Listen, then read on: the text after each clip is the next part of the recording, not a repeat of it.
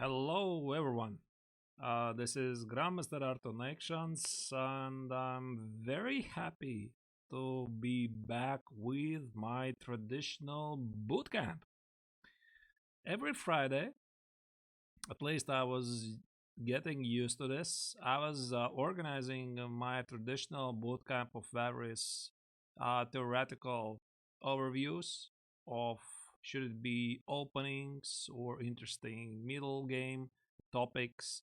I actually started with some end game uh, topics. So today I am back because I was involved, I'm still involved in the Ultimate Sensei chess reality show, which is going to resume tomorrow with the next episode of Blitz Battle.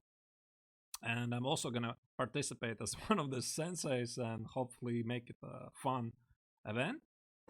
But I didn't have really time in between to organize anything else. I mean, I was supposed to organize training sessions with my students, and we were preparing quite deeply. And I hope they will be up to the task tomorrow. But I wanted to resume one of my original shows, and one of them was the bootcamp. And the reason is quite trivial. I mean, today marks quite a special day for me because today is the day when was released my fourth database for modern chess, which is the positional repertoire against Garokan, something I've been writing for a long, long time. I mean, I started to write literally in the winter of 2019. Yeah, I mean, it took me forever. Hi, Yegan. And I started to write something like in December, and there was a good pace. And I had a couple of setbacks, and pretty much in the middle of the summer, I was doing anything, obviously, because I was trying to enjoy the last bits the summer can offer. But I mean, in this autumn, I decided, okay, I mean, I have to finish. I have to finish this, otherwise, I'll never do this. So I invested even more time, and I finally got it done. So it's here. Maybe I'll very quickly I'll switch over so to the screen so that you can see. This is the side of the modern chess, and you can find it by using the command in the chat database, which is gonna give you a direct link to this database. So if you are interested about this product, there's a little advertisement, of course. You can use my promo code for 30% discount, not only for my product, but everybody else's. Yeah, so I think this is quite a nice feature. Actually, that is the biggest discount code I've ever seen before. Yeah, so sort of specifically asked for this occasion, right? So it's gonna be valid until 30th October. This is modern chess. Modern chess. As you can see, oh, there's just .com logo. Yeah, it's supposed to be there, not to overlap with modern chess logo, obviously. But this is modern chess website. Website which publishes various commercial databases, typically about openings. And there's also some middle game strategy, some end game lessons, but mostly it's openings. Openings at a quite high level. Some notable other authors involve Boris Avruch, Mikhail Marin, Pavel Ulyanov, Ruslan Ponomaryov. I mean, household names. Yeah. Anyway, and me. Okay, I don't know if I'm a household name anyway, probably not, but still I'm very honored to be in that company. And yeah, today I released this database, so this is a celebration mood for me. Yeah, so today I decided, I mean, since I already did the topic about the exchange Karakan in one of my previous boot camps, today I decided to do something else. And some students have been asking me what to play against Sicilian Alapin. And this might be causing troubles for perhaps some of you, perhaps for many of you, maybe for somebody not really so much. But my ambition is offer you a simple to learn setup. Right. So probably we can start with something and very, very slowly we can go ahead. And I'll try to explain everything in detail, why I'm suggesting what I'm suggesting, so that you have a better understanding. So naturally it's c5 and c3.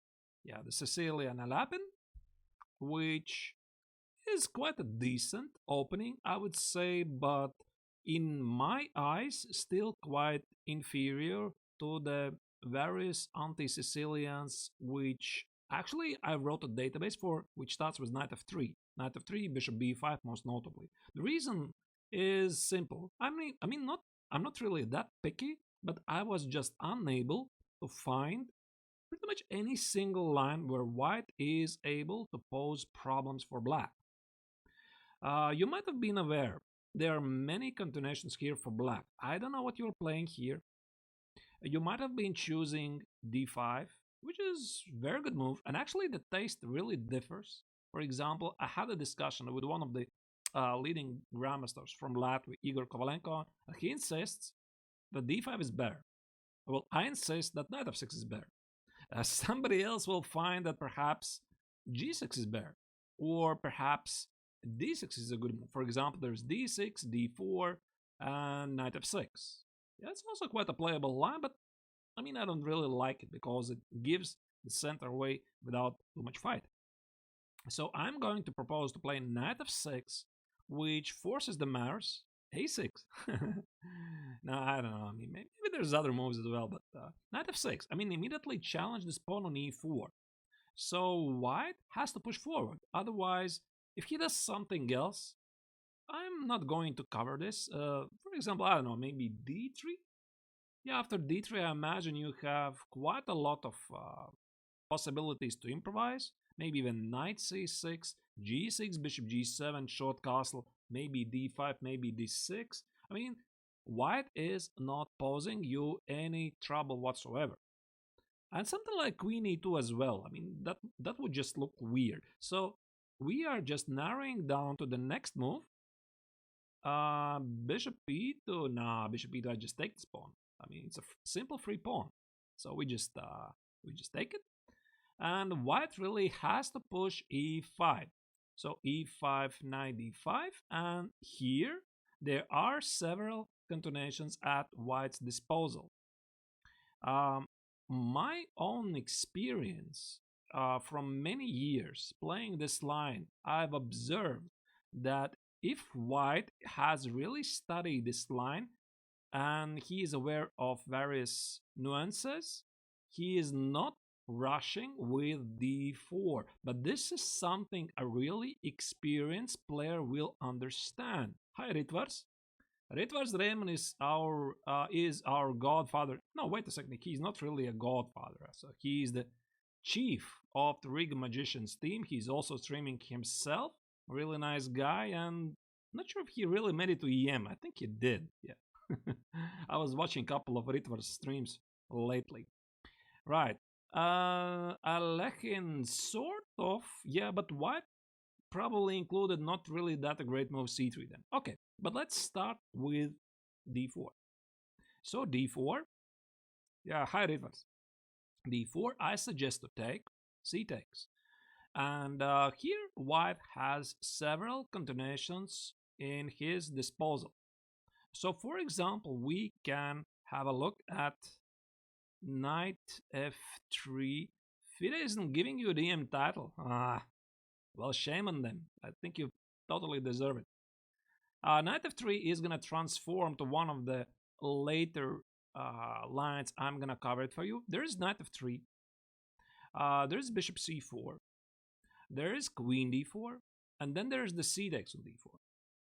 Okay, maybe let's start with queen takes on d4, because this is something, yeah, it might seem quite complex, but I assure you it's not. Many of these lines, they're highly transpositional, and you just need to learn, 3-4 lines, 3-4 setups, and that's it. You can just go and play it. So after queen d4, e6, knight f3, I imagine it has to be played, knight c6, queen e4. And the beautiful thing about this line is that you have a choice, right? Everybody probably who has studied this line to some extent, they already know that the best move apparently here is the move f5, right? This weird looking move. And white couldn't really take it here. E takes on f6, you just take with the knight. and something like queen h4, which feels natural, actually white gets in deep trouble. Something like d5, bishop d3, and e5. And look at the strong pawn center for black, already threatening to play e4. So bishop g6 is nothing because king d7, king c7 simply escapes. And actually, I even had some games in this line. So this is not really that great for black. So instead of the taking on f6, white could play queen e2. And here, black again has a nice choice. Many of these lines are really looking great. I mean, a simple approach of d6. Wait a second, I think it was d6, g3, takes, takes, queen f6, capture, capture, bishop g2 and e5. I would say that black is just almost better. He has a very strong pawn center, right? So this is already a great continuation for black. And another more aggressive continuation here is to play queen c7, pressure this pawn on e5, and after g3, play b5. Queen b5 is not so great because of knight takes on e5, and bishop g2 is a5, bishop a6 with a very rich game. Queen e2, b6, king marcher. Yeah, I see that. It's probably also playable. I mean, why I'm showing this is there's so many great ways. Black is getting a good position. So it was here immediately b6. Yeah, I think it's also possible. b6, g3, bishop b7 something, bishop g2. But what I like about this a b5 approach. I mean, queen c7 has to be played so that we are targeting this pawn on g3. What I like about this, it creates immediate threats with bishop a6 and b4. So creating quite a nice tension there. And I believe rook d1 was the main move. Bishop c5 with a very crazy game. Hi, Chekhov. Yeah, thank you for the hydrate.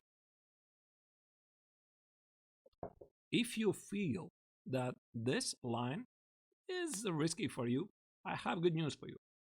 You don't have to do this. So after queen e4, instead of the f5, you can just opt for the simple d6. And that's it. So d6, let me try to remember. I think it was e takes on d6, queen d6, followed by bishop e7, short castle, unless of course you miss a checkmate on h7. This is a great game for you. And sometimes the knight gets rerouted to f6, push e5, and prepare bishop g4 to get out. Yeah, thank you, Frank, for the host.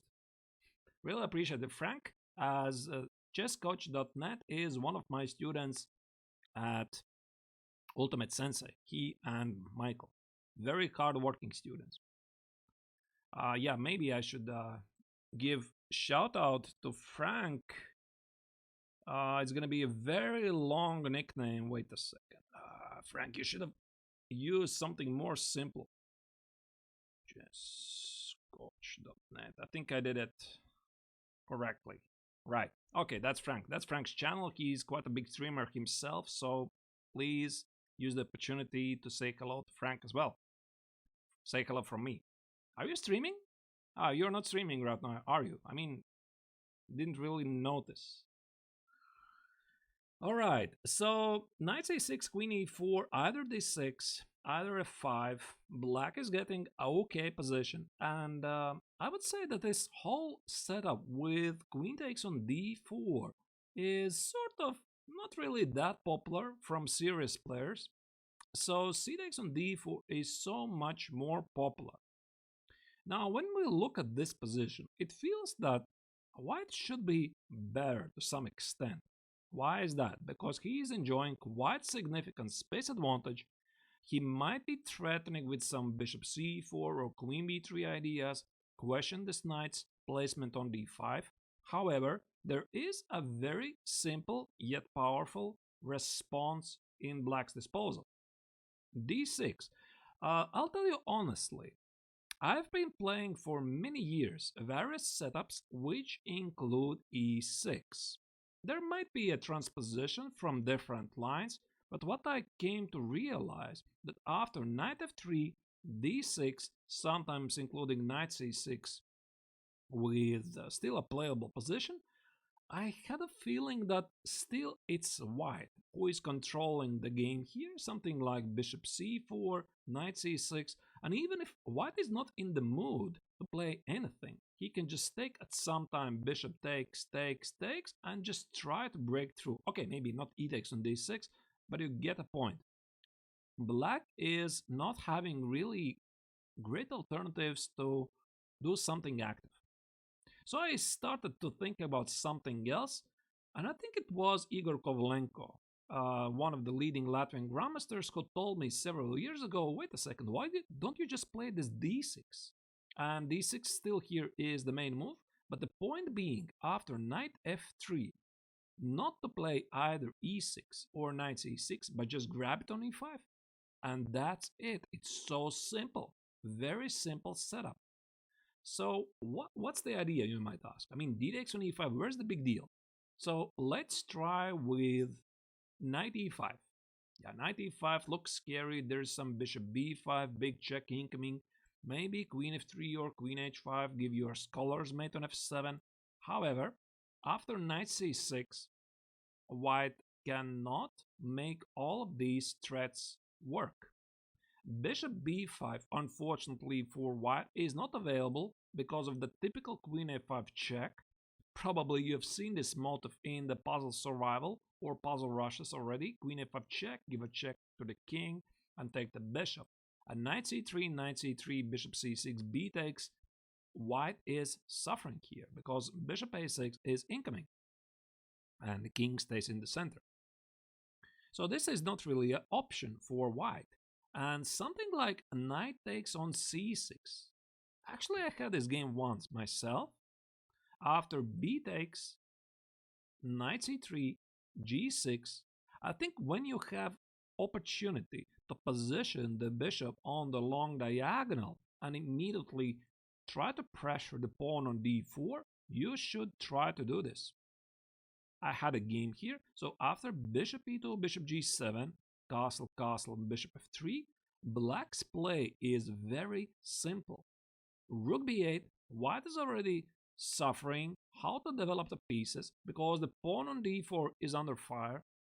Bishop cannot easily be developed because this pawn on b2 is under attack. So white resorted with queen a4. Try to counterattack this pawn on c6. But after the very powerful queen b6, again targeting this pawn on d4 and sacrificing a pawn on d5, after rook d8, bishop b3, bishop a6, rook e1 and bishop d4, it becomes obvious that black is dominating the game because white's queen is absolutely misplaced on a4, on the edge of the board. And I went on to win the game. So this line is not really great for white. There is an opportunity, of course, to play bishop c4, and that might be probably a more challenging approach because white is still threatening with some typical queen f3, queen h5, or maybe even sacrifice on f7, then play queen f3, queen h5, which is quite a common motif from the two knights variation. So we just play e6. Yeah, okay, there is no time to play g6 this time because queen f3 or knight f7 were incoming threats. But e6, knight c6, b takes. There is an easy game for black, yet again. You want to play bishop e7, short castle, queen b6, maybe bishop a6, rook b8, and just pressure this pawn on d4. You have an open, semi-open b file. I see no reason to be concerned here for black. So black cannot again really do this. And after knight f3, let's go back to this d takes on e5. White plays d takes on e5, which is probably one of the main moves here. And after knight c6, I would say white has only two real options here.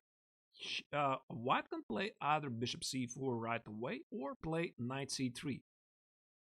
I mean, knight c3, I've came to realize that this is quite a popular continuation from white, who is trying to play for a draw, but still, It's white who is having this weak pawn on c3.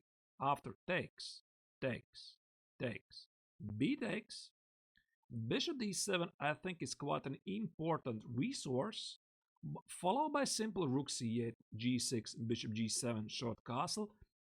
I cannot imagine how white is hoping for anything here. He is still suffering with his slightly weakened pawns, and you're pressing free of charge. The Karakan Sashadov. Hi, Sashadov, by the way.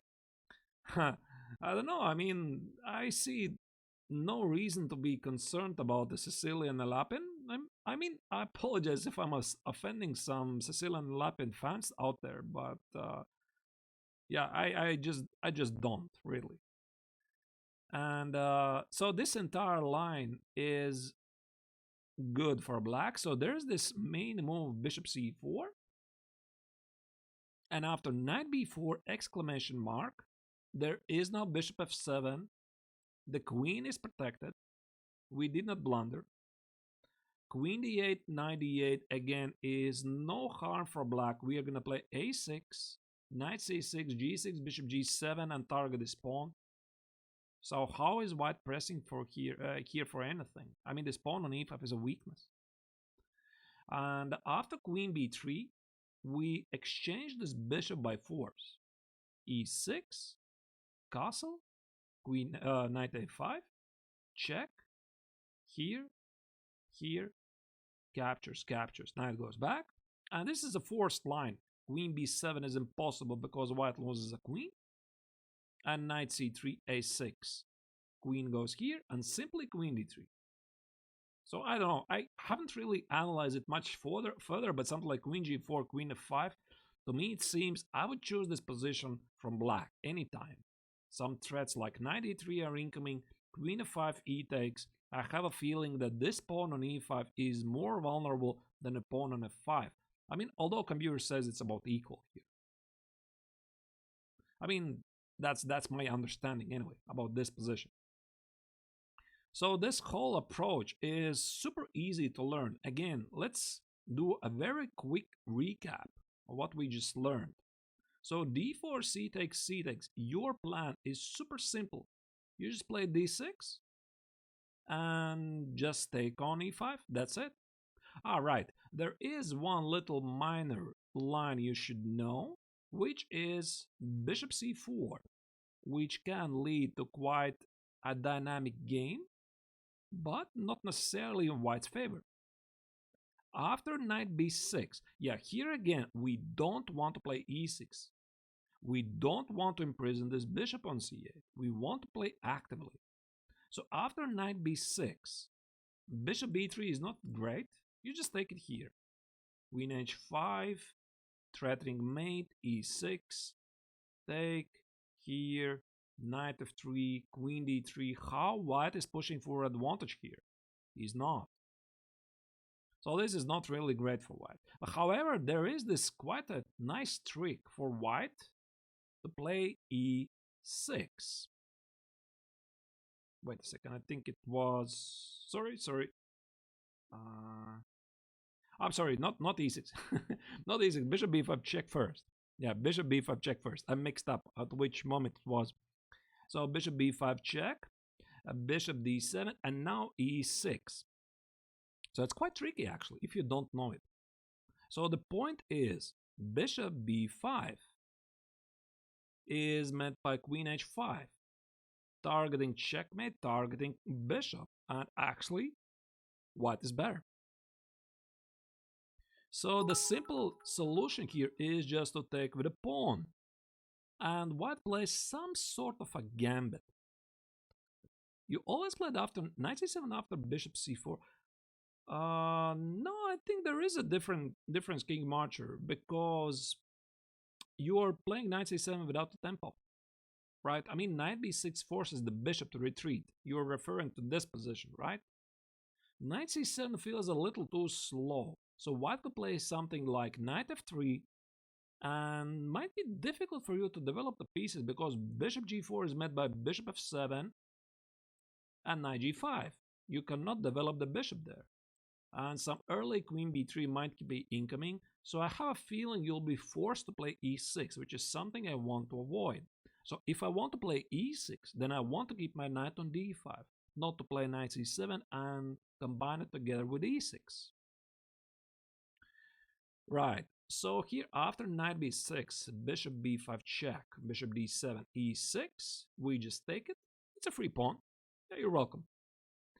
And bishop d3, obviously again queen h5 is a simple checkmate. We just defend against it. g6, h4, bishop g7, simple moves, h5. And I believe there are more than one good continuations here. I think the simplest one is to play bishop c6, sell this pawn back on g6 and escape with the king here. So the game from here is not really forced. White could play something like queen g4, king d7, knight h3. Knight h3 is not forced. I've written down bishop f6. It's not forced, right? And the game is quite wild, but I like the rising position really. The alternative, if you don't like it really, I imagine.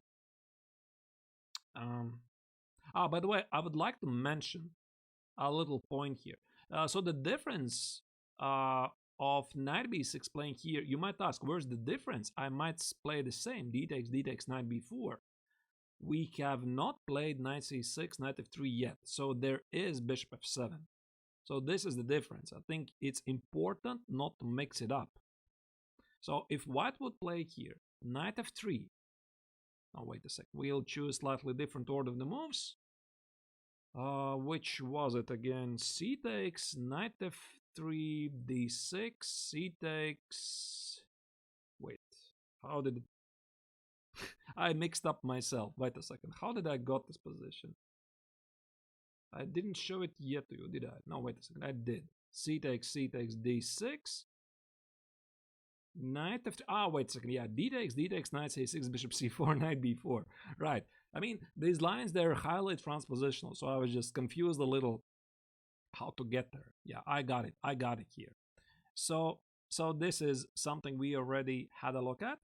So I would say the outcome, the bottom line of this entire setup, d4, early d4 is not dangerous. Right, just remember, you just take it. Queen d4 is e6, knight c6, and if you don't want to study anything, play d6, capture with the queen, simple development, nothing to be worried about. If your opponent plays c takes, you just play d6 and aim for a quick take on e5. And this, by the way, is not the most popular continuation here. So I suspect many people don't know it. Okay, Frank, I see that. Okay, I'm very happy to hear that it's gonna help you. That's the ambition here, obviously. And if white plays again knight f3, you just take it. And d takes again knight c6 if bishop c4, knight b4. If white does something else, it will give you more options. Right, so I'm just showing you the main lines, of course, but there's very, very limited ways for white to play differently. But however, I would like to mention the major difference why I am not recommending knight c6. So knight c6, if you would open any database, it would show you this is the most popular continuation for black. Not d takes on e5. But the reason after knight c6 is that you have to study two more lines. So one of the lines include bishop c4, d takes, bishop takes, knight c3, and you have to be really, really careful here. But again, the simple approach would be queen d6, d5, knight d4. We sell the pawn back, take, e5, and sometimes the queen gets rerouted to g6. Yeah, Sashadov, it is possible to transpose. Right. Let me show you that, because I also played the second move knight c6 myself. So, meaning knight f3, knight c6, c3, knight f6, e5, knight e5. You know what? This is something slightly different. Yeah, I'm gonna have a talk about this in the later phase of my today's bootcamp about the little nuances. I think this is a slightly better version for white to go into this, but this is something that an experienced Alapin player will understand. Somebody who has devoted many hours of studies. Yeah, this is, I think, quite a tricky way to start it. Or, for example, e6, c3, this way, right? I mean, tackle the Sicilian Paulson with Alapin because black has already played e6. Yeah, there are many, many nuances here. Right, okay, but let's go back still to this c3, knight f6, e5, knight e5, d4, c takes. Where did I stop? Right, c takes, d6. Yeah, so the reasoning after c takes, d6, knight f3, why not knight c6? One of this line was bishop c4 takes and bishop d5, and I've came to notice that some people they tend to forget this rare line. So I'm recommending something that you need to study less. The second continuation after knight c6 is knight c3, and after knight c3 is already a slight mistake because d takes d5, black is slightly in trouble because you're forced to go away with the knight. You're getting slightly worse position. So after knight c3, the correct continuation would be take on e5, and we transpose to already covered line after d takes knight c3. Yeah. So again, I mean, please don't misunderstand me. This is absolutely playable line. However, I think for a simpler approach, it's better to take a d takes on e5 because it requires for you to study less lines.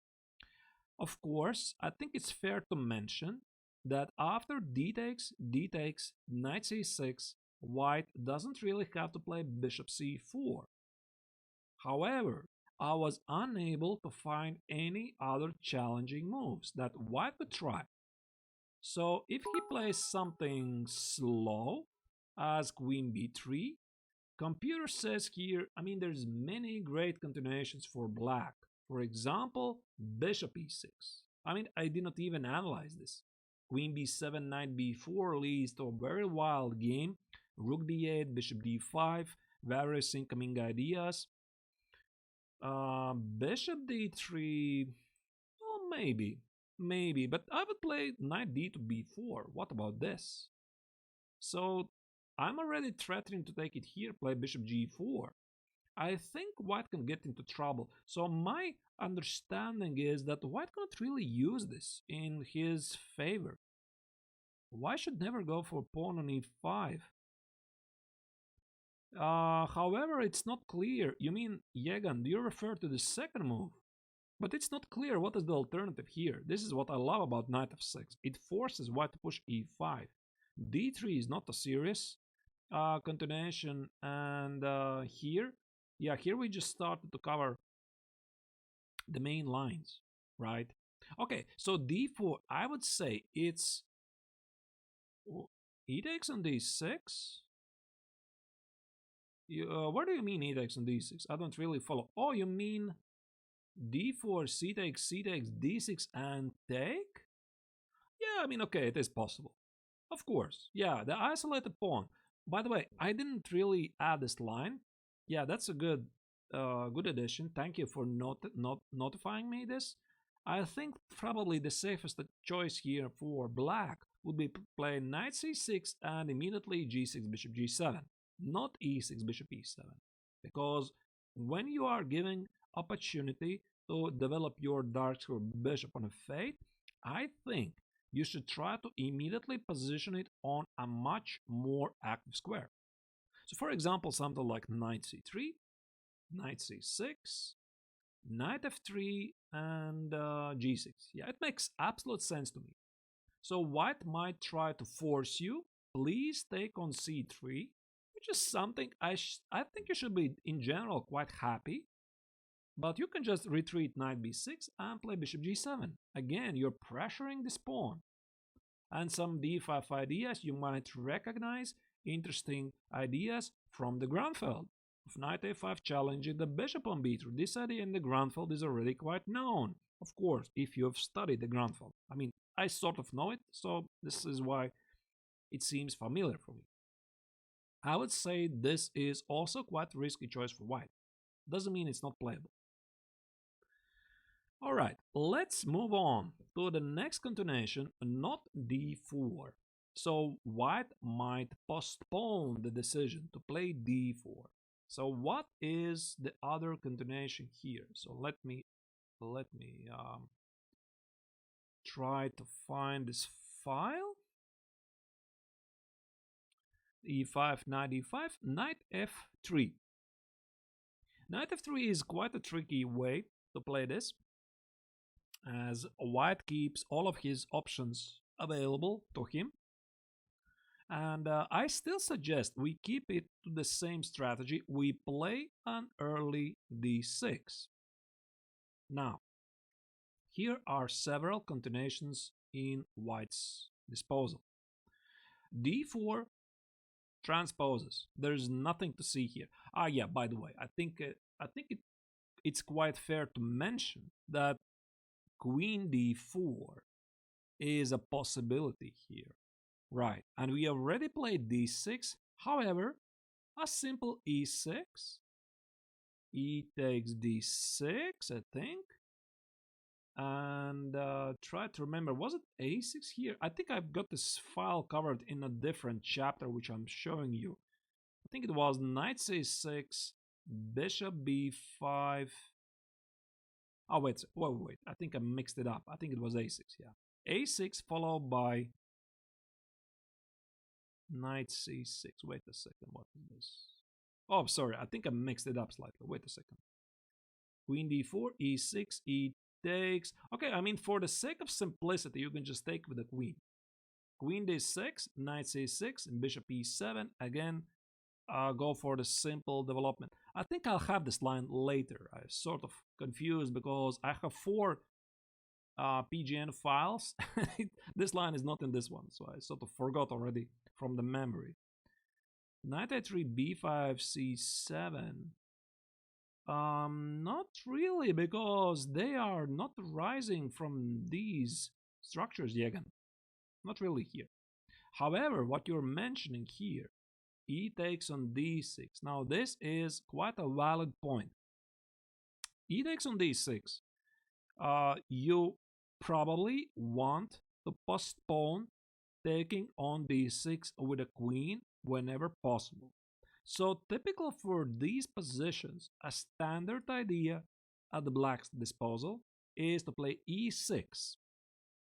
Now we are closing this bishop. Yeah, it might seem weird, right? But position is open.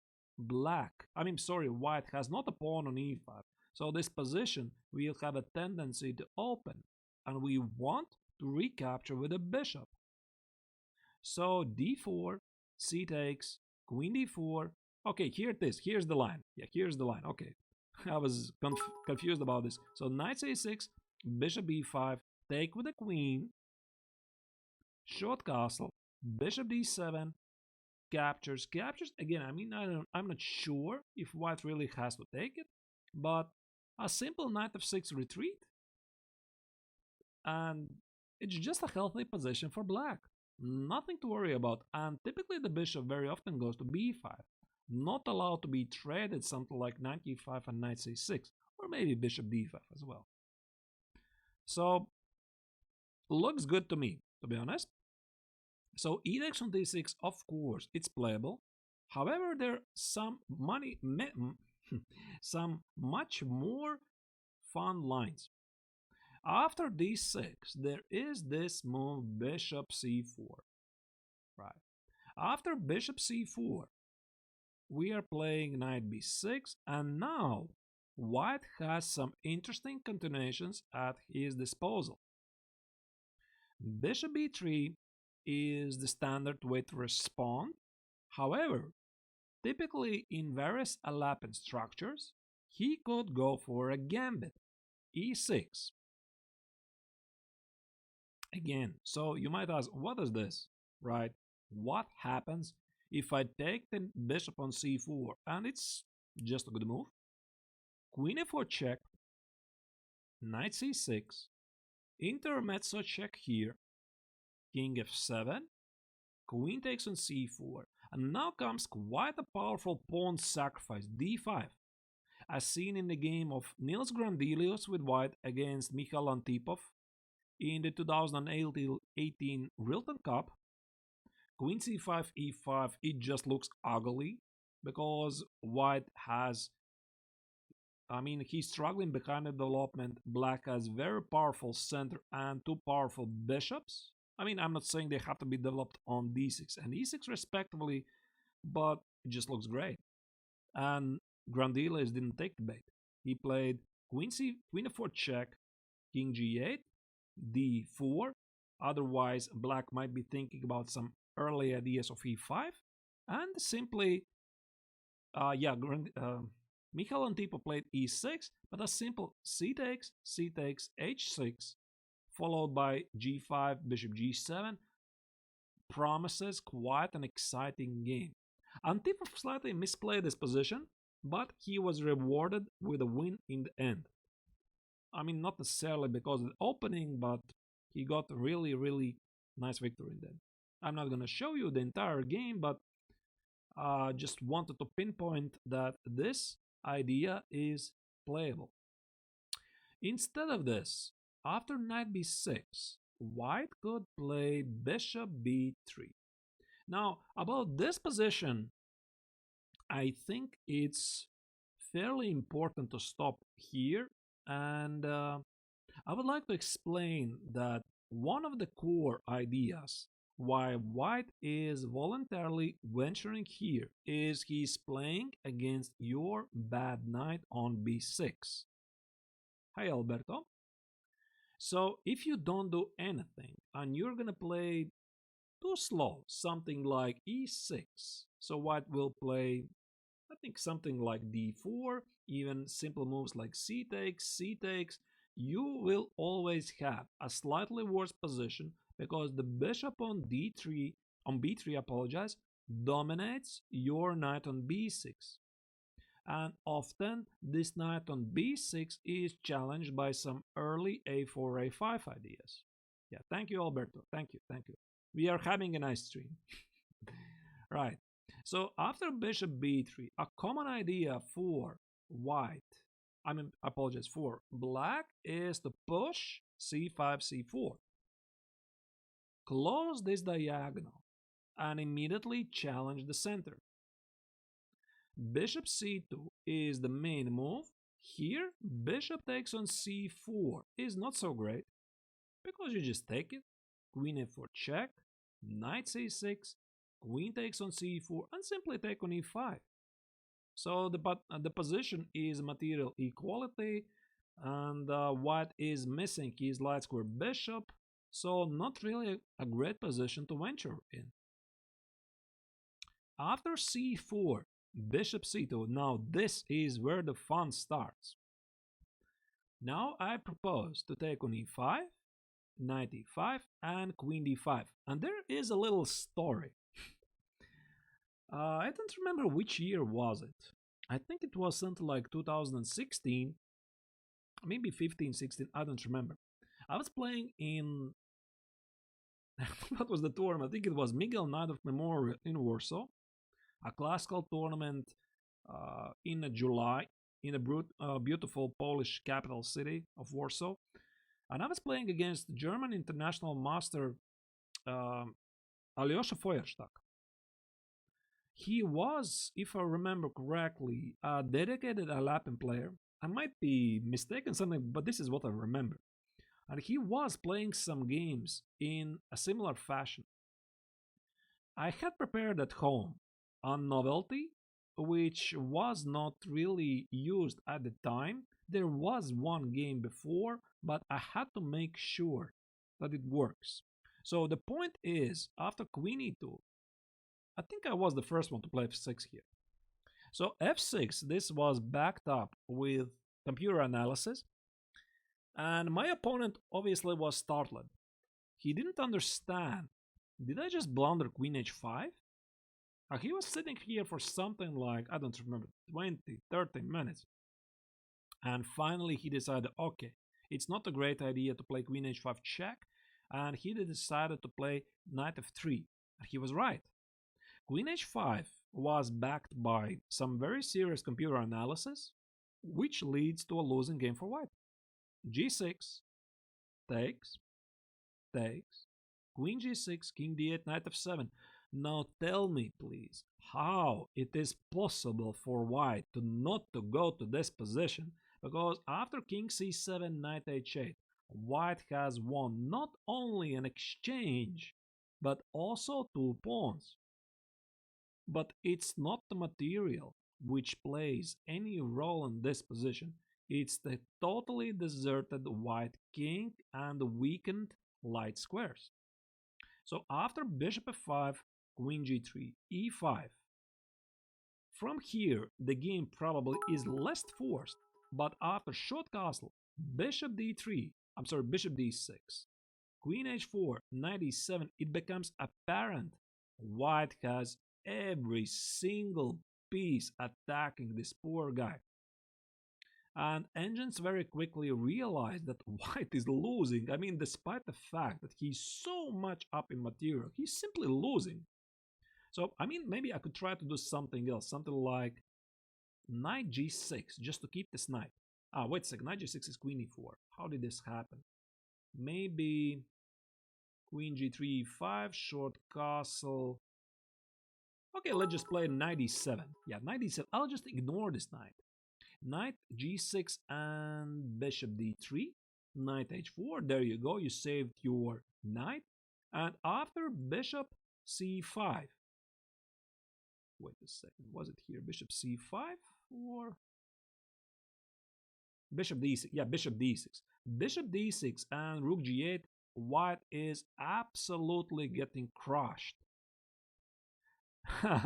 No, I mean, I'm not refuting Alapin. Alapin is a playable line, Lert. It is a playable line. Don't worry about this. You just have to be really smart about this. There is, of course, a way to play this. It is a playable line. It's just not getting any advantage for white. So that's my belief, at least.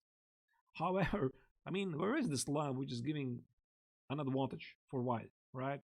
Pretty much the modern theory has developed to the point where black is equalizing. So it really comes down to the moment choosing the positions which you like to play, not the positions which have advantages.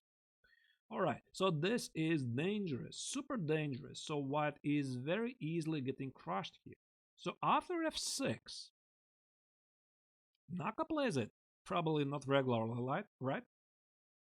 f6, knight f3. And my idea was to play queen e6, trade queens, because I was not impressed by bishop f5, which is a typical idea in the Alapin to challenge the control of the d3 square. But after takes b3, which is one of the classical ideas in the Alapin, I felt I have no time to play e5, which was the core idea. So the point behind queen e6, this weird looking queen e6, we trade the queens and by force play e5 next move. So d4 takes, queen e2, bishop e2, e5 was played in the game between Alyosha Feuerstadt in 2016. Now I see the notation, and black just got a better position. So the game continued like this. Short castle, knight c6, rook e1. White tried to play some tricks with knight e4. So this is why I played bishop e7, not to allow it. Bishop e6, king f7, and rook d8, b3, knight e5. I simply got an excellent position in the opening with a huge advantage, and white decided to sacrifice a piece, which did not really work in the end. However, I mean, the problem arose for him with the entire setup. Why not take queen first? Why not take queen first? Ah, you mean on e6? Yeah, probably it is possible. I don't argue. I mean, maybe, yeah, something like maybe d4, c takes, queen e6, bishop e6, bishop d3. But I'm not sure if it changes anything. You just play knight c6, short castle, and position the bishop wherever you want. Something like... that's a good question, actually. Maybe bishop... Maybe bishop d5. I don't know, maybe bishop d5 and e5. Yeah, something like this. Maybe instead of the knight c6, play bishop d5 right away and then play e5. So these are nuances, but I mean the bottom line is white is worse. He's simply worse here. I mean, at least the pawn structure is worse for white. So it's not really a great line. So white might, of course, play some b3, but after takes e5, I can hardly imagine that this position is a great position to play for white. Very simple for black. All right. So after knight e5, queen d5, this is quite a forced line. And the point is that if white retreats with knight f3, now you can simply play bishop f5 or queen e6. If you really want, again, to trade queens, probably it's possible. King f1 looks just weird. You can always play g6, bishop g7 if you're worried about development of your dark square bishop. But okay, I mean, bishop f5 looks good enough. Yeah, bishop g4. Yeah, bishop g4 looks also good, but I think it's quite a nice idea to challenge this bishop on c2 and stop white's ideas to play d3 or d4. So this is why typically bishop f5 is played. Where do I win a pawn? You mean with bishop g4? I don't see where I win a pawn. I don't see. Okay, okay. So this line, again, I think is not really dangerous. So again, how did it happen? After d6, bishop c4, knight b6, bishop b3. Okay, some bishop b5 ideas are possible, but you just play bishop d7, right? I don't think this is anything dangerous. Take with the queen so that the knight can go to c6. No, doesn't look dangerous. So bishop b3, c4, bishop c2, take, knight e5, queen d5. So that's a double attack. Queen e2, which I did not explain. Queen g2 would be met by bishop e4, which is quite a powerful idea. However, f6, and black gets an excellent position. So again, I mean, there's nothing else to see here. There are obviously some interesting games played so far in this line, but I was unable to find any trouble for white. Of course, yeah, again, e takes on d6. Who was it who was concerned about? Laird, right? Who was concerned about this line? It's gonna render Alapin as unplayable. Of course not. I mean, Alapin is playable. E takes d6 if you want to play it. e6 and d4, just play an equal position. Sure. Why not? All right, so let's move on. And the next move, which I want to show you, is early g3. Now, early g3, this is something which I've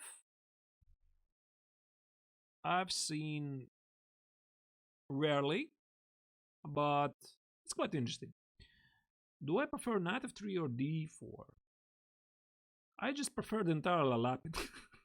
I mean, really, when I'm playing Sicilian and I play e4, c5, and I'm imagining there's going to be a very fierce battle, and the opponent plays Alapin, I mean, okay. I mean, I don't mind. So this means immediately I'll get a good position after the opening, probably around equal, so I know this stuff quite well. So, okay. No problem for me. So I don't really care if white plays knight f3 or d4.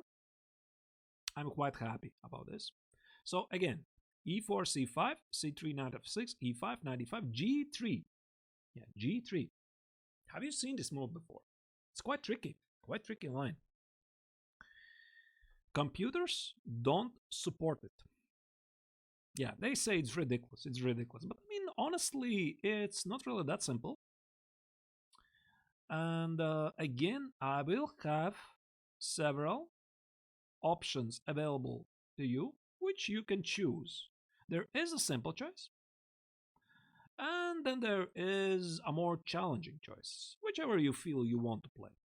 So, either way, it starts with d6. Again, surprise, surprise. Yeah, pretty much every single setup for black starts with d6 against Alapin. We want to keep this bishop alive. So, after d6, I mean, I think white has to take on d6, right? I mean, something like d4 makes zero sense here. d4 takes uh, queen d4 is just take, lose a lot of tempos. C takes, takes, takes. Now this looks just outright ridiculous. Knight c6, who is ahead here of development? Yeah, I don't understand. Something like bishop g2 and knight b4 or bishop e6 or queen f5. You just choose it. I mean, this is not good. So white has to take it. Any chance I could add you to the analysis board, Frank? Um, how do I do that? Because I am doing this not from the live section. I'm doing this from the analysis section. Yeah, I don't think it's a slightly different board. Yeah, I'm sorry. I mean, I would love to, of course, but I already started this from the not from the live chess, but there's this different option. I mean, maybe I can show you very quickly. Where is it? Here in here, as you can see, there is this analysis. I'm using this little guy, and then the board opens, and I don't see any way to really add students here. Sorry about that. Okay, let me go back, and g3 d6. White has to take. E takes on d6. Now, again, if you want to skip what I'm gonna tell you from this moment, you can just play e6 and forget everything that I'm saying. Just play e6 and take with the bishop. There is zero knowledge required. So bishop g2, bishop takes on d6. Here, castle, castle, knight c6, d4, stakes. I think it was, yeah, take with the knight because it makes quite little sense here voluntarily for white to create an isolated pawn because white is slightly too slow to conduct a kingside attack, and for the typical isolated queen's pawn's positions, the bishop should be, I'm sorry, bishop should be here, not on g2. So this is not really a perfect isolated queen's pawn position, which, by the way, I already had a bootcamp, one of the previous bootcamps actually, about isolated queen's pawn strategy and how to play this from white and black's perspective. Maybe you can go e5. Hello, Mr. Elias. Maybe you can go e5. You mean here? I did not analyze it. You mean here e5? I don't know. I don't know. I'm not so sure. I'm not so sure here is e5 such a great move. The position I just had here, the knight on d5 is going to be under attack. Unfortunately, I don't think it's. Oh, you mean no, no, no, no, no. We don't want to trade the isolated pawn. We want to target it. There is a very simple rule. You want not to trade your opponent's weaknesses. You want to conquer them. So it would involve some typical ideas of either b6 and bishop b7, maybe knight e7, either the bishop reroute to f6 and target the pawn on d4. I mean, this is playable. Of course, it is playable, right? But again, with this bishop on g2, it makes little sense to me. If you ask the engines say it's equal. Yeah, sure, you can play it. Why not? However, I think it really makes more sense for white to take with the knight. Take and take. And let's stop here for a little moment. It is absolutely possible to misplay this position from black. Actually, I've been recommended to play something similar myself from white side when I was doing, what was this? My third database for modern chess, the Baltic variation against Sicilian. I could show you maybe um, very shortly. I'll show you some of the similar positions involved: e4, c5, knight f3, g6, g3, and I think it was knight f6, e5, knight d5, here, d4, d6, here, takes. Okay, I don't remember about the order of the moves, but you'll get this position. This is exactly the same, almost exactly the same, right? There's some c3 maybe. White hasn't played this useless move c3. So if I want to play c4, and I do want to play c4, actually c3 feels like a waste of time. I don't think it's really that important, but this is one of those positions I was getting to in my Baltic variation of the Sicilian. Right. Okay, but let's go back. Again, let's switch the boards. G3, D6. Yeah, E takes on D6. Yeah, E takes on D6, E6, Bishop G2. Where did I stop? Yeah, I stopped here. That I wanted to mention one little thing here is White is playing on this power of the bishop on G2. So you want to play this out position as active as you can. Typical mistakes here from Black in these kinds of positions, they involve retreating. Yeah, cheat cam, Queen C7, exactly. You already got ahead to what I wanted to say. But typical ideas involve, oh, White wants to take on D5, right? Okay, so I'll just retreat. Okay, Knight B6 would be even worse. But let's say Knight F6. Knight F6, Rook D1, Bishop E7, and you realize at some moment you'll have grave problems to defend this pawn on b7 because this is a killer bishop on g2 targeting this pawn on b7, and rook b8 is going to be met by bishop f4. So you'll be struggling. What will be simply playing c4, knight c3, knight b5, etc., etc. Hi, Fat Cody. Yeah, I'm doing great. Doing great. Yeah, enjoying my time with. Finally, I'm doing my bootcamp. Yeah, and I mentioned it in the beginning. If you use the command database today, guys, was released my fourth database for modern chess, the Exchange Caracan setup for White. Yeah, so super excited about this because I was writing it forever, really. Right. And yeah, I think again I would like to mention a big help uh, in order to create this database for modern chess was American international master Alexander Ostrovsky, who is occasionally streaming with his best friend Gotham Chess. World is small.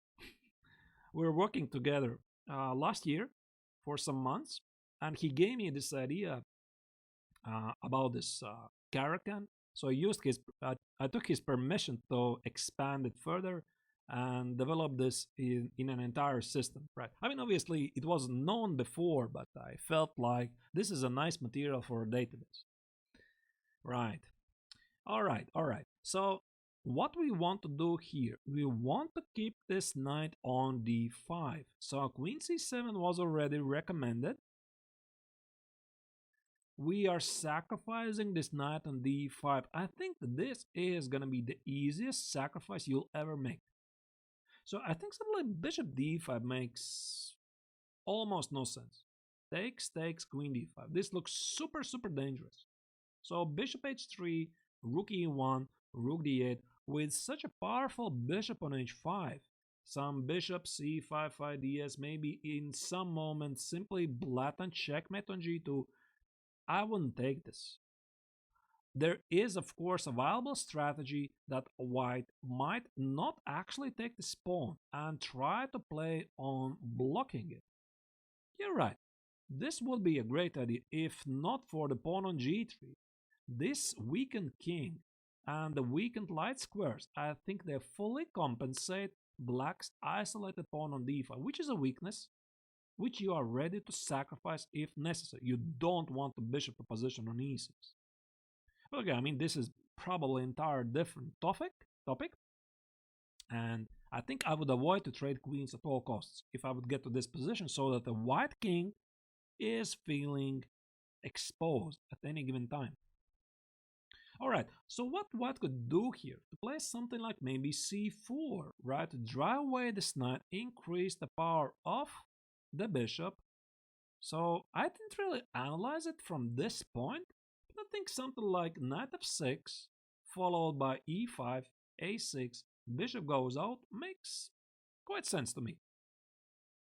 So knight c3, and I don't know, maybe even bishop d7. Yeah, bishop d7, bishop c6. To limit this bishop's activity, rook d1, bishop either c5 or e5. Yeah, I don't know, maybe this, bishop c6. This looks great. Yeah, this looks really great. So as long as you manage to neutralize this bishop's power on g2, you have nothing to worry about. Knight b5? What knight b5? You mean here? Knight b5, takes. Yeah, it is possible. Something like bishop e5, rook d8, knight e5. You can always, close this bishop. Yeah, it is possible. It is possible. I mean, this is just a sample line. I didn't analyze it really so thoroughly. Of course, it's possible to play this from white. But again, guys, let's go back a little. This is the line I said you can play if you don't want to study the lines I want to show you. So this is the simple remedy. If your opponent plays g3, you play d6. Now, very smartly, not queen d6, of course, e6, we want to take with the bishop on d6, and that's it. You just eliminate some lines to study. However, if you want to be ambitious, and I believe you want to be ambitious, I propose to play d6, takes, queen d6, bishop g2, knight c6. Now, knight e2 has to be played because knight f3, I imagine, white is gonna ask some unpleasant questions.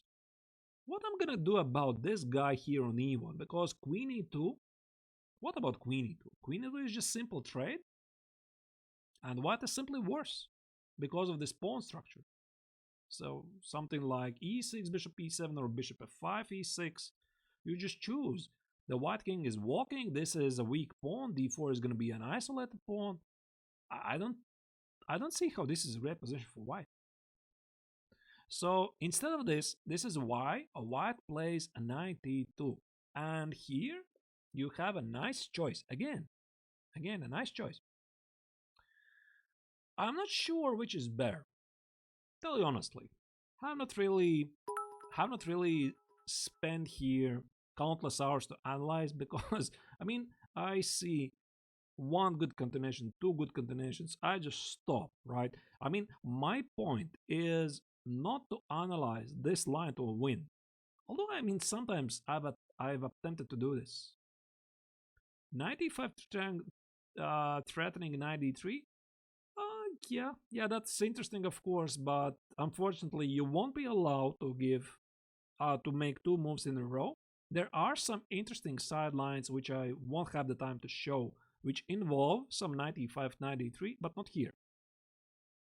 So after 92, what I propose, you can play either bishop f5 or bishop g4. So for example, bishop g4 makes really sense because we're pinning this knight, and after h3, bishop h5, short castle e6, maybe I'll just show you, short castle e6, g4, bishop g6, d4, rook d8. I think white is risking here to get worse. Knight a3, bishop e7. I don't see how white should be happy about the rising position with such a weakened king. So there is this idea of play g4 and d4 right away. And at this moment, some very funny lines can start. Knight b4 is interesting. Boom. So the idea is I'm threatening with a fork. I'm threatening to take. I'm threatening to make a fork on c2 in the end. And something like knight c3, actually knight c2, white is immediately losing on the spot. King e2 and what was it? Queen e6, queen c4, some crazy lines. Absolute crazy lines. So knight b4, short castle, takes here, here. This is my game. Some long time ago, I was playing against a local fanatic who really likes this line. And I had prepared it, and I even then I managed to mess it up. Right, so I played this game in a draw. However, if you don't want to do this, all of this knight b4 is very interesting, a fascinating idea. You just give a check on e5, queen e5, and that's it. Nothing to worry about. So king f1, just play e6. Knight e2, just play rook d8.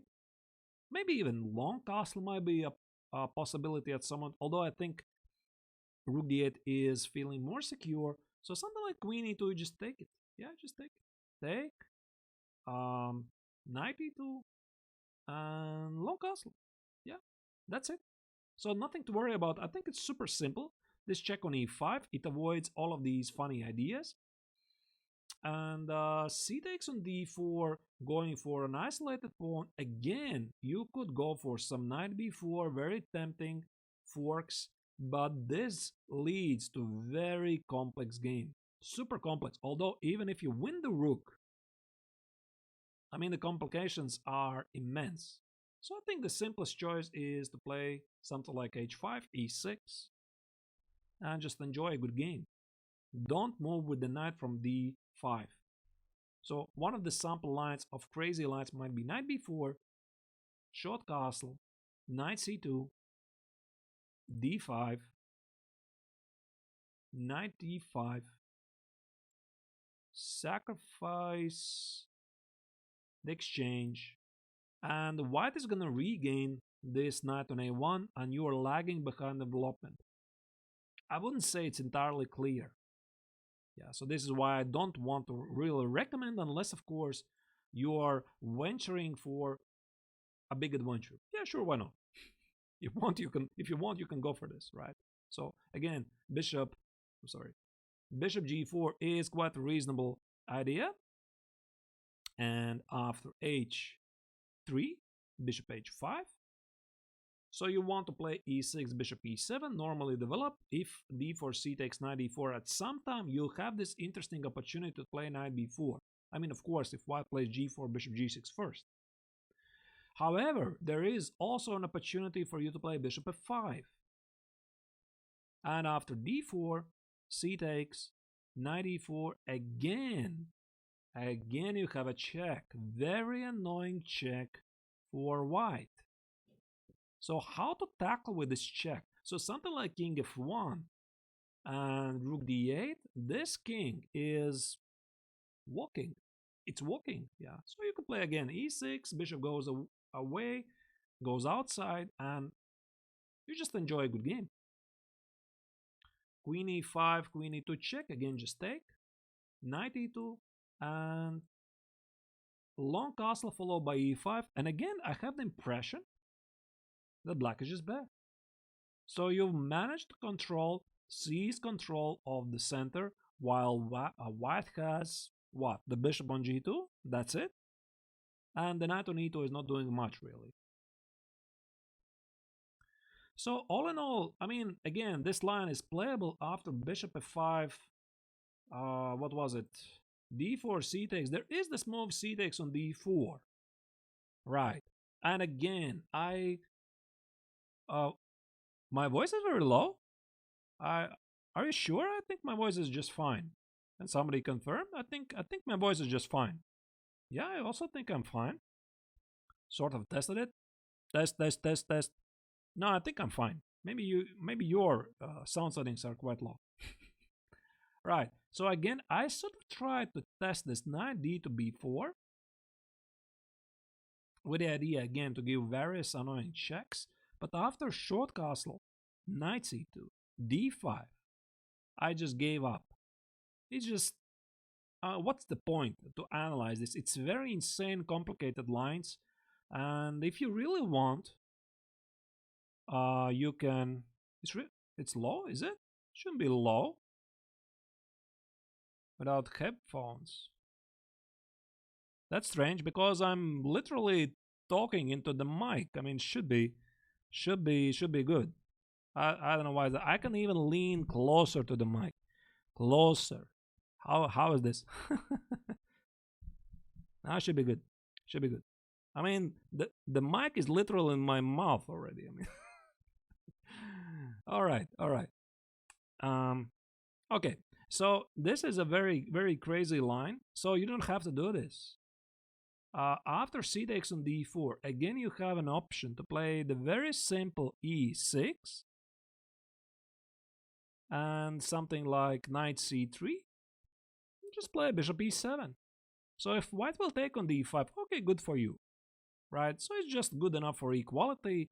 Queen b3 and queen b4 check. Yeah, you're just enjoying a good game, right? Oh, hydrate. Yeah, haven't had it for some time. Thank you.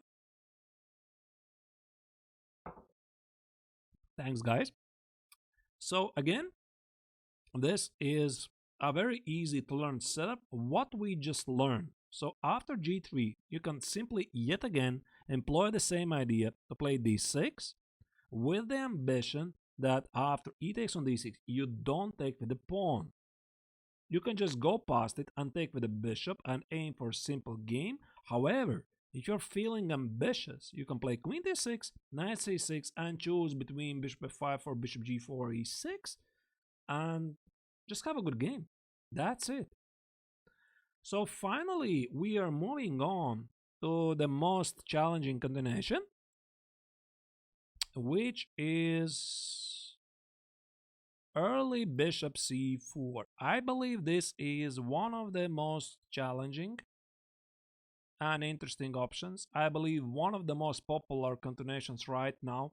At least this is the impression I was getting when I was playing against regular Sicilian Alapin players. So c3, knight f6, e5, knight e5, and bishop c4. So it might seem it's the same, but it's not really the same. So again, we are playing knight b6. We don't want to play e6. After bishop b3, you'll recognize the idea to play c4, bishop c2. Again, you'll recognize the idea to play d6 away from g3. I mean, g3 is playable. Why not? I mean, it's not like white is in trouble. If he wants, he can equalize. Sure. The entire lap, and I think it's about equal.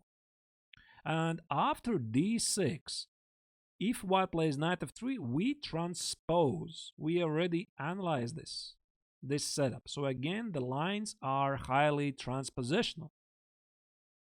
So white really has to take on d6. We take with the queen this time, although I know I'm asking, maybe there's e5 and bishop d6, which is a classical idea in several Alapin structures. You immediately are fighting for control in the center, but here I think white is sort of slightly better.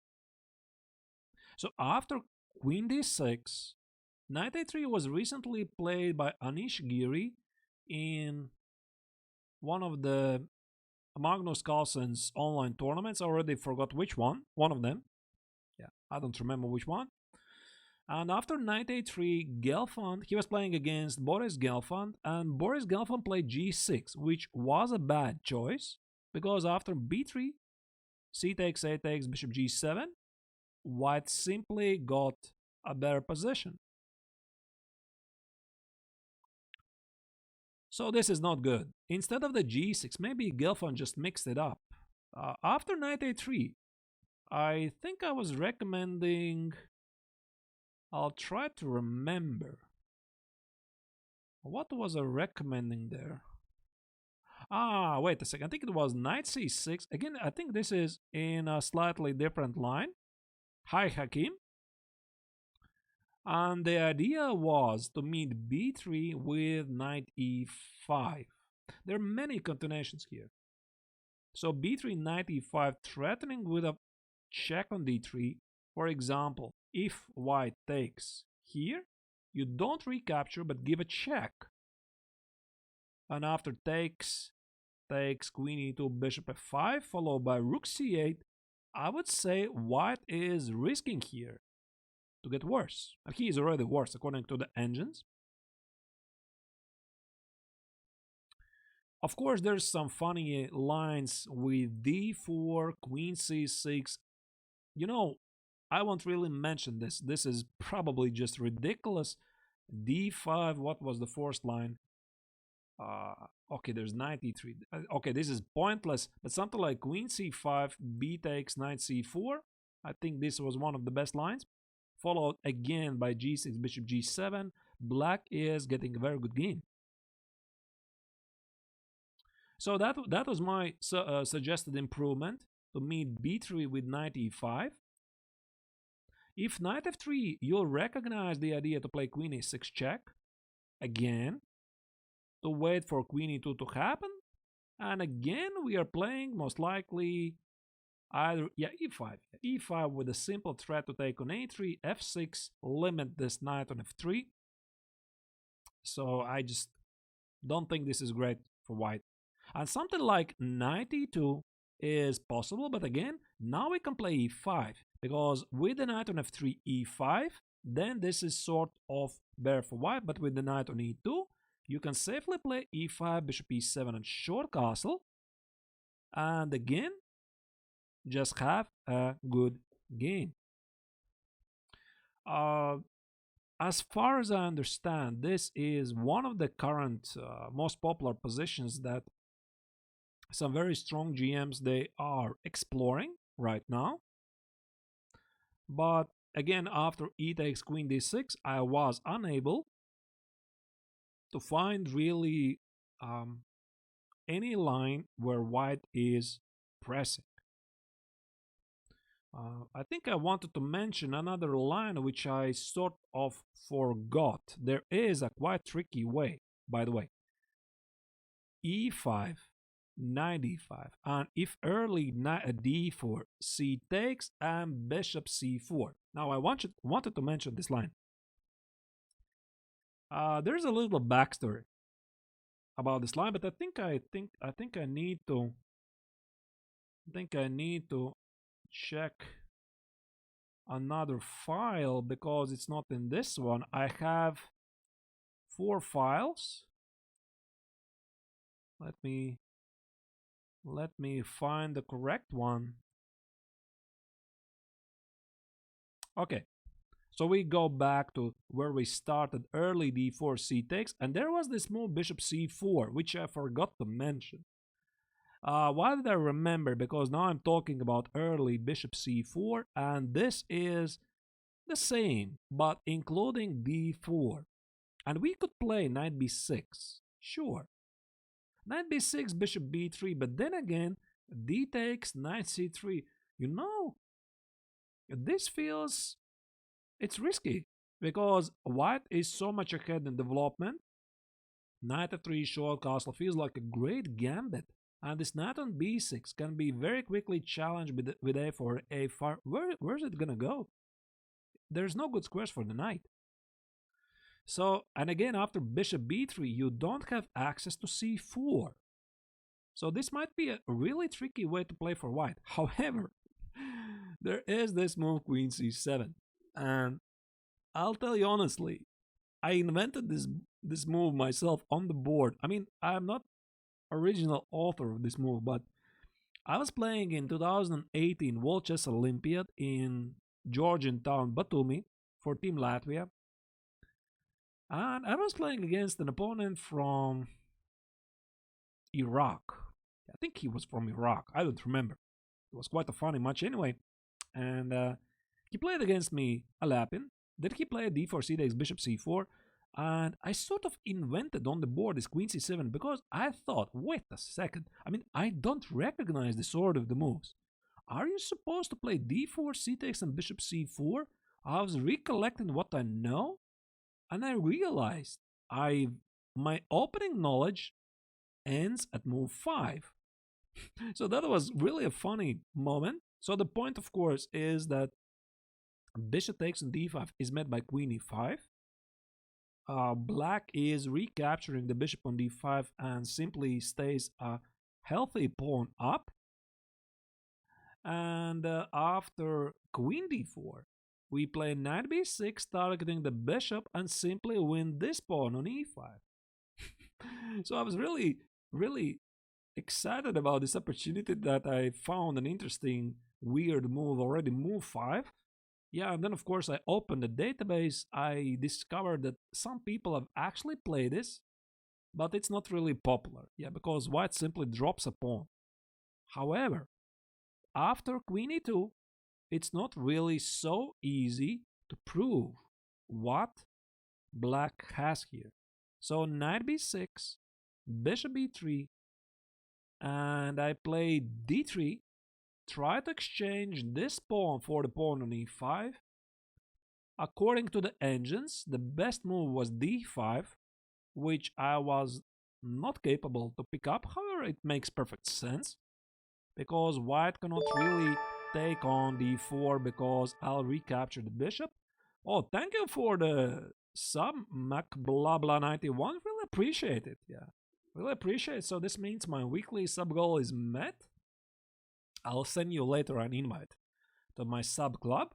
Always very happy for new subs. Again, thank you. Thanks, buddy. So after this, what happened in the game? I played d3, and after queen h5, g6, queen g5, bishop g7, bishop f4, queen c6 was a technical mistake, but we were playing a really exciting and inspired game. So I'll just show you how it progressed. And in the end, I decided, okay, I've improvised quite a lot, so it's time to walk with the king.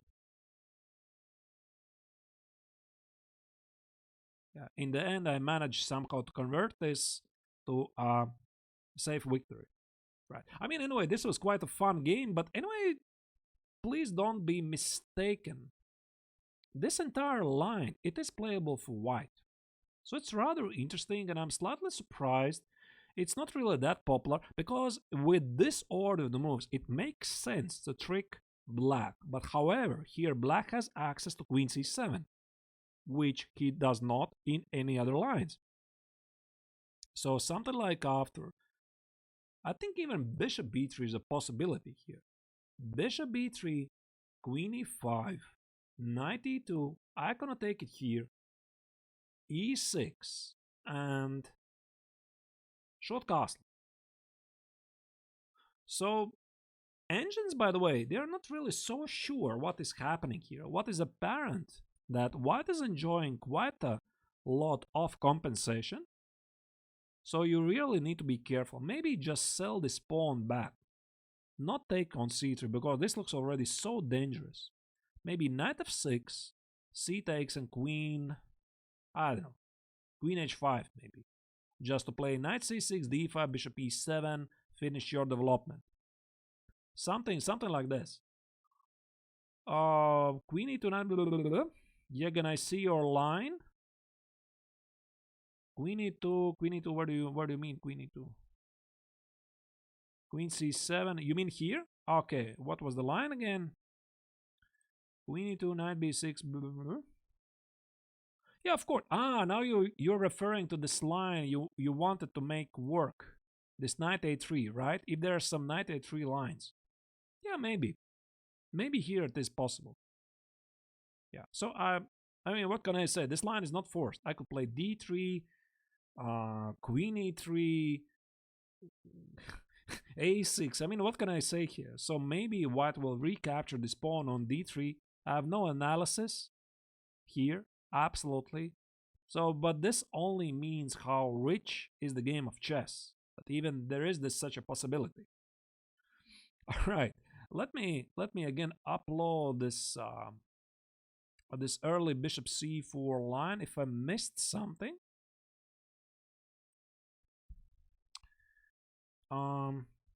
Yeah, bishop c4, knight b6, here, here, here, here. I don't think I missed anything really. E takes queen d6. Yeah, so maybe one of the trickiest lines here is something like knight e2. And very common for white is this approach to play b3, kill this pawn on c4, and then try to take a strong pawn center. Yeah, Rich is correct, but also white can go wrong, not only black. I mean, if somebody really wants to investigate this and study so much further, there is plenty of material, but it's not gonna change really my understanding of the entire Alapin setup. It's not dangerous, and black is just getting equal chances with exactly the same uh, prospects as white. So the better player will win anyway. So 92, what I want to mention, white wants to play b3, but I think I already mentioned, yeah. So black is just playing e5 since the knight is not on f3. And this knight on e2 is feeling sort of awkward. Right, and finally, I want to mention a couple of tricks that are available in white's disposal. There are several ways. For example, Sasha Duff, very early in the stream, he mentioned there is a possibility to start with knight f3 against Sicilian players. And I think this is somebody really smart player. However, if I'm a Najdorf player, you cannot really play Alapin anymore because c3, knight f6, this is something else. Right? I mean, okay, bishop e2, this idea is quite known, but if I play g6, bishop g7, short castle, I mean, what is there for white? I would choose this position for black, to be honest. I know that people play this, but I just don't understand it. But the point is, if I play e6, yeah, sure. Then I play c3. c3, and if I play now knight f6, e5, knight e5, d4, now this is slightly something else, because black has already committed himself by playing e7, e6, and we don't get to these positions. So I would say a smart player probably will check against who is he playing. Is he an Alapin player? So suddenly, if a Alapin player starts with knight f3, so think, right? So he might be trying to trick you and just avoid these tricky lines if he is aware of all of these nuances, of course. Although, of course, c takes d6 is absolutely entirely possible line, and I like this position. But I find it as not as dynamic as early knight f6 and keeping the pawn on e7. Hi, smart air conditioner. White in the line can go knight c3. Which line? Which line do you refer? Knight c3. Not really sure. You mean here? This is not Alapin. Or you mean c3, knight f6, e5, knight e5, d4, c takes, d6, and here knight c3? Yeah, knight c3 is also possible. Yeah, by the way. I think this is what you refer, right? Sure. It is possible. And the other, yeah, I understood it. And the other interesting order of the moves is, for example, I've been playing myself against people who I suspect to be Alapin players. And I'm myself a Taimanov player. I mean, what is Sicilian Taimanov? I mean, I play e6, d4, c takes, knight d4, knight c6. So this is one of my approaches. Yeah. Hydrate. Thank you. So this is one of my approaches. And if I suspect that I'm playing against a Alapin player, I might start with knight c6. Because d4, c takes, knight e4, I can switch to the Taimanov. Of course, knight c6, there is a little drawback. I would have to know Rossolimo But guess what? I wrote a database for Rossalima with white. So I'm not really concerned about this. So I know all of the lines I could play with black. I pretty much studied everything that is available for white. I don't feel really this is dangerous. However, yeah, black plays g6. There is also e6, quite interesting and challenging combinations. I play this with white so many times. However, there is, as Sashadov mentioned, c3. Now, after c3, now things get a little tricky. Hi, Third Bird. Yeah, they're available for download, but after purchasing. They're not for free. They're not for free, but if you use the promo code using the command database, I'm giving any purchaser 30% discount. 30%. It's never been that high, really. Some typical discounts are given 20%. I think right now Modern Chess is running 25%. I have 30. You're not ever gonna get a better deal. That's an advertisement there. Uh, Knight f6 and equalize? I'm not sure. I mean, there's gonna be a difference. There's gonna be different. Let's show you these lines. So e5, knight e5. And now there's some different lines because d4, c takes, d6. Yeah, sure. This we covered.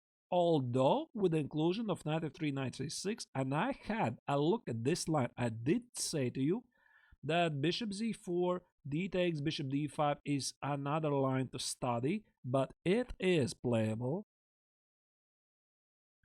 However, there is as well d4, c takes, bishop c4. And now this is something where we would get to Yegan's lines of knight f3, knight b5, knight b6, bishop d3. You recognize this is something else. We have already taken on d4. So d5, e takes, queen d6. Now white has knight a3, knight b5. I can try to make it work. I think the main line was bishop e6, knight b5, queen d7. Don't remember. Maybe short castle, and I don't remember. Could I take it on c3 or not? Because this, yeah, this I don't recall really. Because I typically don't play the Tamanov in this order of the moves. If you play against a friend who plays Taimanov, you have to crush him? I have bad news for you. I'm a big fan of Sicilian Taimanov. It's no easy to crush it. It's a very dynamic and interesting opening.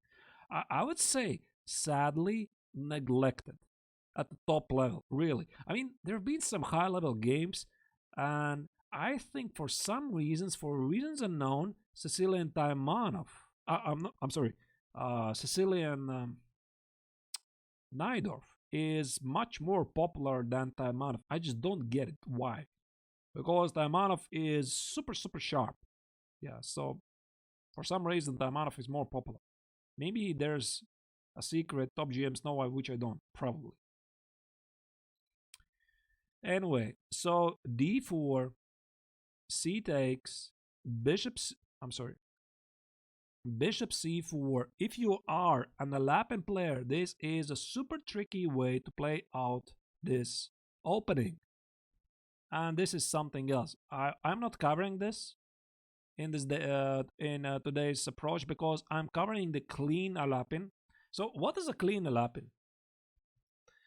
A clean Alapin is if white plays c3 the second move. I've always believed that the best approach to play the Alapin is include knight f3. Always. However, it becomes absolutely impossible to play if your opponent plays neither d6. So you cannot play Alapin anymore, really, right? So I hope you're in the same page with me, what I'm trying to explain it to you. Because if you are with white and you're playing Alapin and you know for sure your opponent is playing e6 or knight c6, I think it's really um, reasonable to include knight f3 first, because e6, c3, now this is something else. d5, e takes d4. Again, this is sort of an, oh, how did I get here? An exchange French. And knight f3, e6, c3, knight f6, e5, d5, d4. White has tricked black. So black would play knight c6, but c3, knight f6, e5, knight e5, and d4, c takes, bishop c4. I think white can still try to push for something here. Yeah, so again, I don't remember analysis in this line. It's been some time when I've done this. Some very old analysis. Probably I need to update it.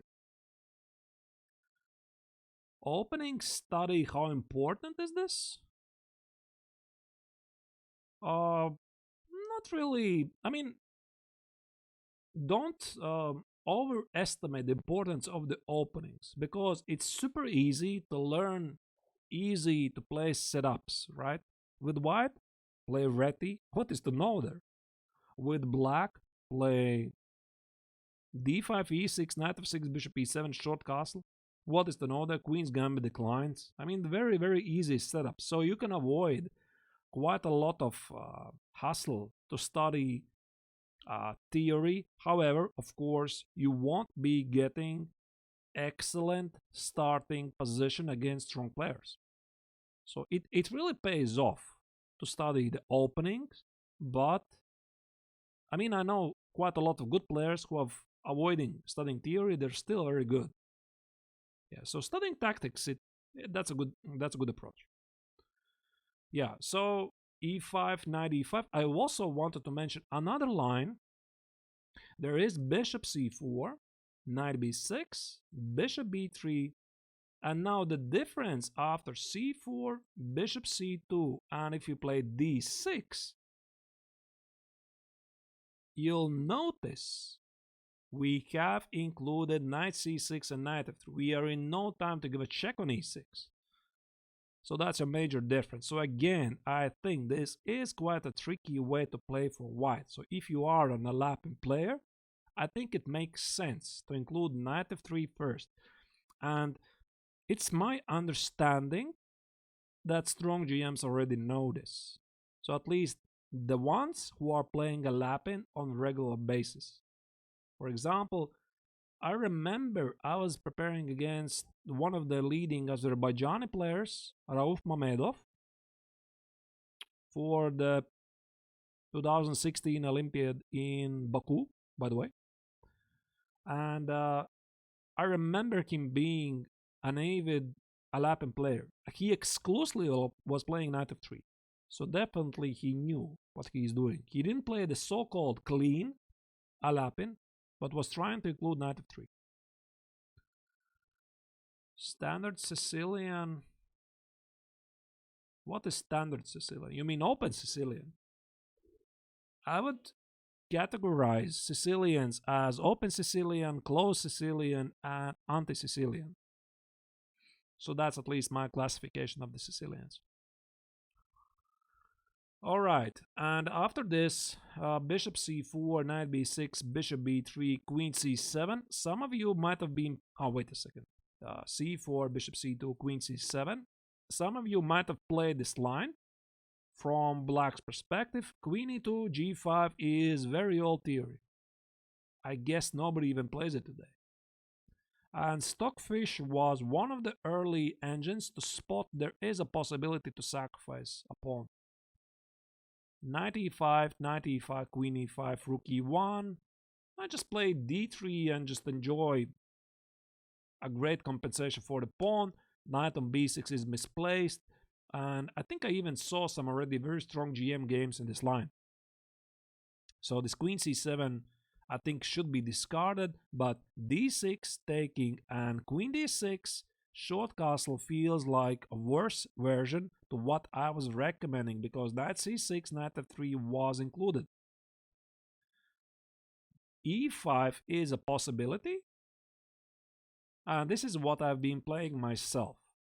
To fight for the center, and white tries to, I think, to play a4, short castle, a5, challenge this pawn on c4. So it leads to quite an interesting game. Anyway, so that's the bottom line here, which I wanted to mention. I covered pretty much all of the lines in so-called clean Sicilian Alapin. The second move, c3, I showed you what happens after if white pushes early d4. I showed you what happens if white plays knight f3. I showed what happens if white plays bishop c4. I showed as well what happens if white tries to combine. And if you understood at least what I was trying to say, many of the lines, they're highly transpositional, and the setups are quite easy to learn.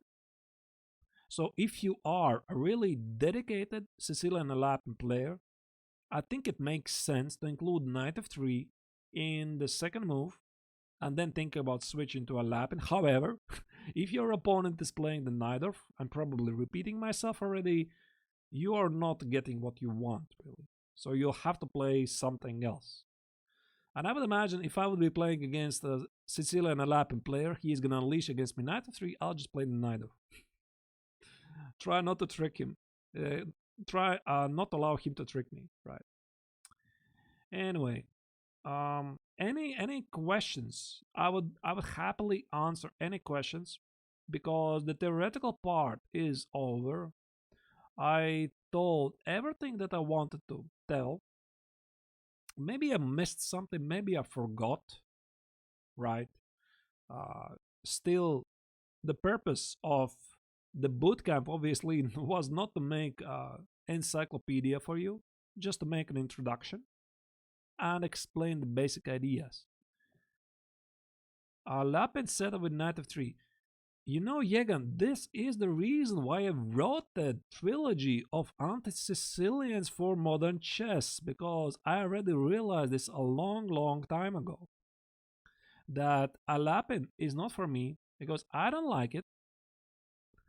And the main lines of Najdorfs, of various, what was it? I always keep it mixing about Hauser or Rogozin. Always keep mixing up the Sicilian, the two nice Sicilians, the Chelyabinsk. I just never was able to prove. And then at some moment, I just switched to anti-Sicilians of Bishop b5s, of the Moscow variation, the Rossolimo variation, way before it became really so popular, way before Magnus played it in the World Championship match against Fabiano Corona. So I really like the positions. Could you go through, please, e4, c5? Hi, Mark, blah, blah, blah. Yeah, maybe I can try to do this. Wait a second. Let me try to do this.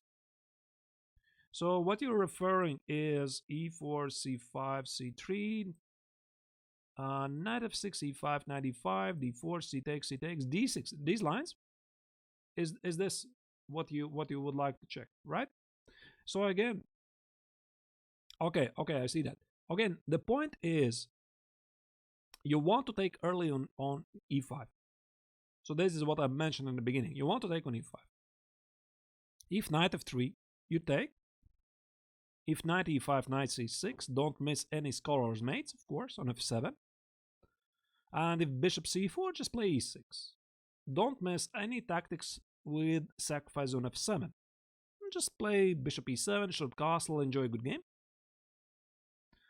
If white plays d takes, you play knight c6, and typically bishop c4 is always met by knight b4. Queen b3, e6, knight a5, bishop d7, trade this bishop, equalize the game. And that's it. Okay, there was also bishop c4, knight b6, bishop b5, e6, and just take the pawn.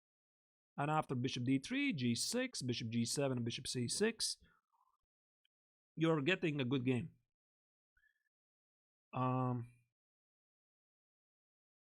The advice, Sami Reshevsky, yeah, You mean the advice what to start when you're starting to play chess? That's a reasonable advice, of course, because I believe if you're starting out with chess, it's a great idea to start with the classics. Play e4, e5.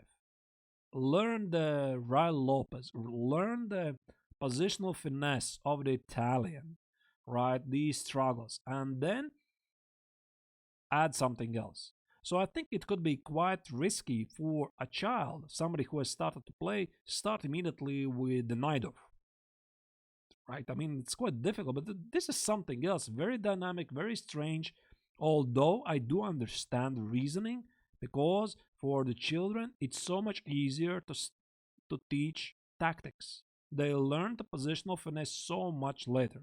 So this is why every good coach starts with tactics. What was the question again?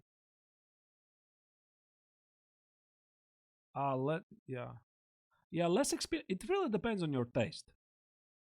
Sleep is my skin. If I understood your question correctly, choose whatever you want. I think E4, E5 is a great choice. But if you want to study Sicilians, it's completely normal. E takes D6. E takes D6. Wait a second. You mean here? Uh, D6 E takes. No, I just take with the queen. I just take with the queen. And knight C6, G6, bishop G7. So you are immediately pressuring the pawn on D4. I think the rule should be this. If you are given an opportunity to develop your dark square bishop and you have the time, try to position it on G7 because it's going to be targeting the pawn on D4. If you have no time, if you're being challenged in the center, I suggest for you to play E6.